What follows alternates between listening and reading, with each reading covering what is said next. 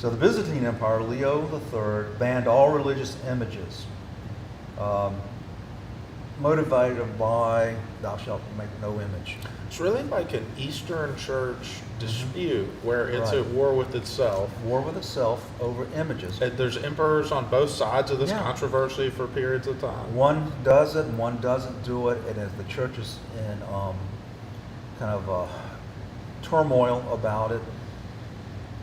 And it's a misunderstanding because Protestants will have the same thing. Don't make an image, don't do this, don't do that. And you say, why? Because the Ten Commandments. Oh, so did God violate the Ten Commandments? Well, there's 2 chapters later, he tells Moses and Aaron to create the Ark of the Covenant. On top of it, put 2 angels. Yeah. And then when the tabernacle was built, which is the portable temple, it had images all throughout it.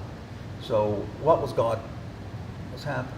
Now, this is also when they started settling things, which most Protestants can't understand, getting the dulia, hypodulia, the veneration of images and icons, mainly of Jesus, because Jesus was human, so we can make a picture of Jesus, what we think he looks like. Shroud of Turin tells us what he looks like, but back then they didn't have that ability.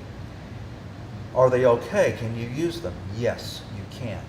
Can you misuse them? Yes, you can. Like you can anything. So the council finally came out and said you can use them.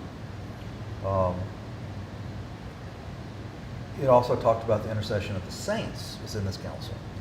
And they said there's a strong, sacramental belief in this intercession. So adoration, that's for the divine only, for God, Christ, and the Holy Spirit. Veneration, you can use that as an honor for like the Blessed Virgin Mother and the saints. So there's a difference. They came out with that.